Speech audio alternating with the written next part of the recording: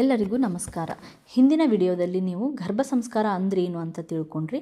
ಇವಾಗ ಗರ್ಭ ಸಂಸ್ಕಾರ ಯಾಕೆ ಬೇಕು ಅನ್ನೋದನ್ನು ನಾನು ನಿಮಗೆ ಸಂಕ್ಷಿಪ್ತವಾಗಿ ಹೇಳ್ತೀನಿ.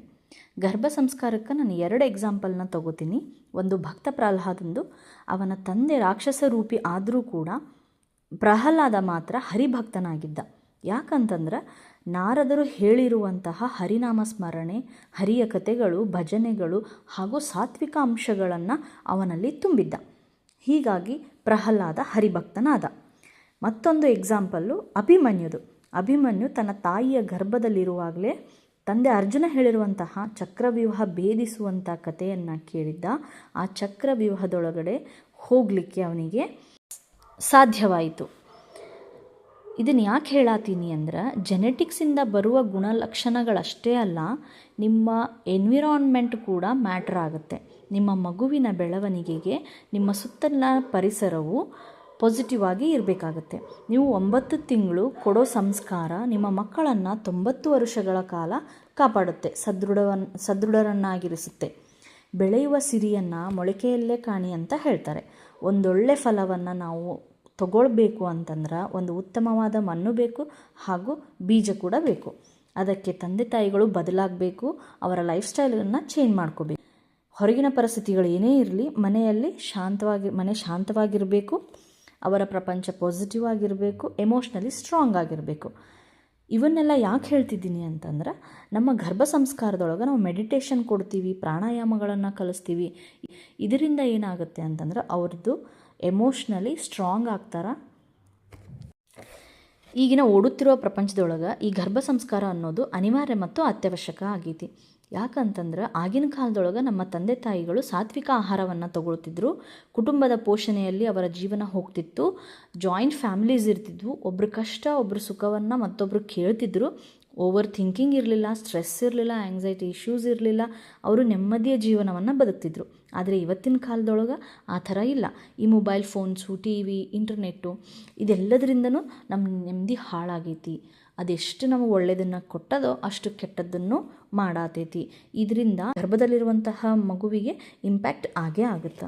ಹಾಗಾಗಿ ನೀವು ತಂದೆ ತಾಯಿಗಳು ಫಸ್ಟು ನಿಮ್ಮ ಲೈಫ್ ಸ್ಟೈಲ್ನ ಚೇಂಜ್ ಮಾಡ್ಕೋಬೇಕು. ಮಗು ಹುಟ್ಟಿ ಆದಮೇಲೆ ನಾನು ಮಾಡಬೇಕು, ನನ್ನ ಮಗಳನ್ನ ಹೀಗೆ ಬೆಳೆಸಬೇಕು ಅಂದ್ಕೊಳ್ಳೋದಕ್ಕಿಂತ ನೀವು ಗರ್ಭದಿಂದಲೇ ನಿಮ್ಮ ಸಂಸ್ಕಾರಗಳನ್ನು ಶುರು ಮಾಡಬೇಕು. ಅಂದರೆ ಮಾತ್ರ ನಿಮ್ಮ ಮಗು ಒಂದು ಶ್ರೇಷ್ಠ ಮಗು ಆಗೋದಕ್ಕೆ ಸಾಧ್ಯವಾಗುತ್ತೆ.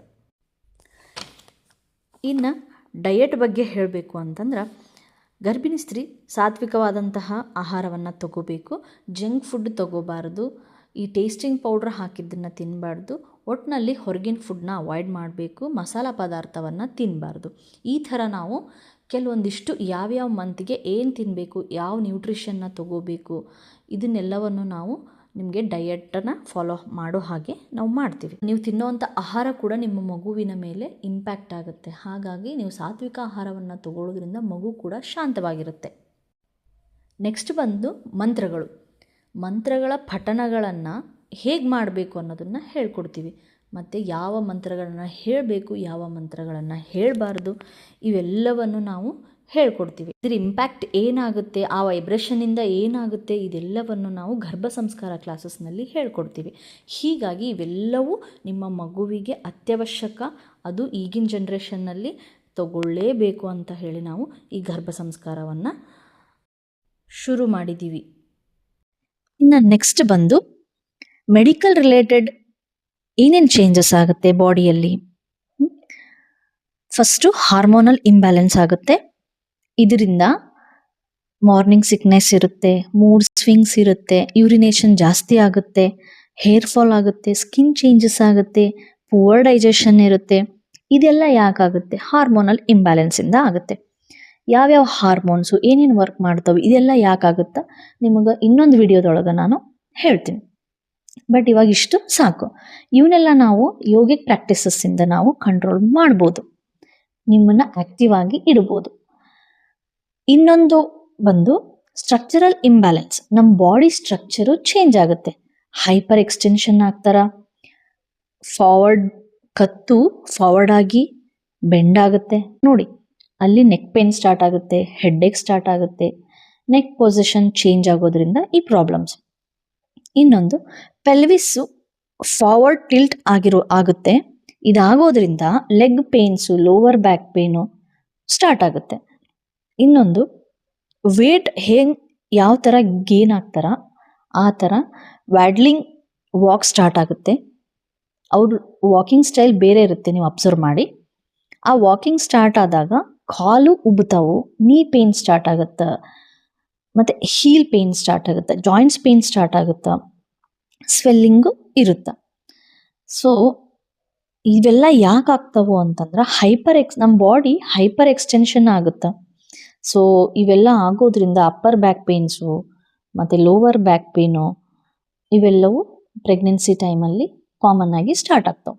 ಸೊ ಇವೆಲ್ಲವನ್ನು ನಾವು ಯೋಗಿಕ್ ಪ್ರಾಕ್ಟೀಸಿಂದ, ಆಸನಗಳಿಂದ ಇವುಗಳನ್ನು ಕಂಟ್ರೋಲ್ ಮಾಡಬಹುದು. ಡೆಲಿವರಿ ಆದಮೇಲೂ ಕೂಡ ನಿಮಗೆ ಹೆಲ್ಪ್ ಆಗುತ್ತೆ. ಯಾವ್ಯಾವ ಆಸನಗಳನ್ನು ಮಾಡಿದರೆ ಏನಾಗುತ್ತೆ ಅಂತ ನಿಮಗೆ ಐಡಿಯಾ ಬರುತ್ತೆ. ಸೊ ನಿಮಗೆ healthy and happy conscious pregnancy ಬೇಕು ಅಂತಂದರೆ ನೀವು 100% ಗರ್ಭ ಸಂಸ್ಕಾರವನ್ನು ಜಾಯಿನ್ ಆಗಲೇಬೇಕು. ಇನ್ನೊಂದು ಬಂದು ವೀಕ್ ಬೈ ವೀಕ್ ನಾವು ಮಗುವಿನ ಗ್ರೋತ್ನ ನಿಮಗೆ ಹೇಳ್ತಾ ಹೋಗ್ತೀವಿ. ನೀವು ಅದನ್ನು ಫೀಲ್ ಮಾಡ್ತೀರಿ. ಅದೊಂದು ಭಾವನಾತ್ಮಕ ಅನುಭವವಾಗಿರುತ್ತಾ. ನೀವು ಅದ್ರ ಜೊತೆಗೆ ಒಂದು ಬಂಧವನ್ನು ಬೆಳೆಸ್ಕೋತೀರಿ. ಕಾನ್ಷಿಯಸ್ ಆಗಿ ಹ್ಯಾಪಿಯಾಗಿ ನೀವು ನಿಮ್ಮ ಪ್ರೆಗ್ನೆನ್ಸಿನ ಕಳಿಬೋದು. ಇವೆಲ್ಲ ರೀಸನ್ಸಿಂದ ನಾವೇನಂತೀವಿ, ಗರ್ಭ ಸಂಸ್ಕಾರವನ್ನು ತಗೊಳ್ಳಿ. ಒಂದು ಶ್ರೇಷ್ಠ ಮಗು ಆಗಬೇಕು ಅಂತಂದರೆ ಗರ್ಭ ಸಂಸ್ಕಾರ ತುಂಬ ಮುಖ್ಯ. ಹಾಗಂತ ನಾನು 9 months ಗರ್ಭ ಸಂಸ್ಕಾರ ತಗೊಂಡ ತಕ್ಷಣ ಮಗು ಹೊರಗೆ ಬಂದ ತಕ್ಷಣನೇ ಒಬ್ಬ ಶ್ರೇಷ್ಠ ಮಗು ಆಗ್ತದಾ? ಇಲ್ಲ. ಸಂಸ್ಕಾರ ಅನ್ನೋದು ಪ್ರತಿದಿನ, ಪ್ರತಿನಿತ್ಯ, ಪ್ರತಿ ಕ್ಷಣವನ್ನು ನಾವು ತಂದೆ ತಾಯಿ ಆದವರು ನಾವು ಹೇಳಿಕೊಡ್ಲೇಬೇಕು. ಆಯಾ ಕಾಲಕ್ಕೆ ತಕ್ಕಂತೆ ಮಕ್ಕಳ ಸಂಸ್ಕಾರಗಳು ತಾವೇ ಹೊರಗೆ ಬರ್ತಾವೆ. ಸೊ ಫಸ್ಟು ತಂದೆ ತಾಯಿಗಳು ಸಂಸ್ಕಾರವಂತರಾಗಿ ನಿಮ್ಮಲ್ಲಿ ಫಸ್ಟು ನಿಮ್ಮ ಲೈಫ್ ಸ್ಟೈಲಲ್ಲಿ ಬದಲಾವಣೆಯನ್ನು ತಗೊಂಡು ಬರ್ರಿ. ಆಮೇಲೆ ನಿಮ್ಮನ್ನು ನೋಡಿ ಮಕ್ಕಳು ಕಲಿತಾವ. ನೀವು ಕೊಟ್ಟಿರುವಂತಹ ಗರ್ಭ ಸಂಸ್ಕಾರ ಯಾವತ್ತೂ ವೇಸ್ಟ್ ಆಗಲ್ಲ. ಇಷ್ಟು ಗರ್ಭ ಸಂಸ್ಕಾರ ಯಾಕೆ ಅನ್ನೋದ್ರ ಬಗ್ಗೆ ನಾನು ನಿಮಗೆ ತಿಳಿಸಿದ್ದೀನಿ. ಮತ್ತೆ ಮುಂದಿನ ವಿಡಿಯೋದಲ್ಲಿ ಭೇಟಿಯಾಗೋಣ. ಧನ್ಯವಾದಗಳು.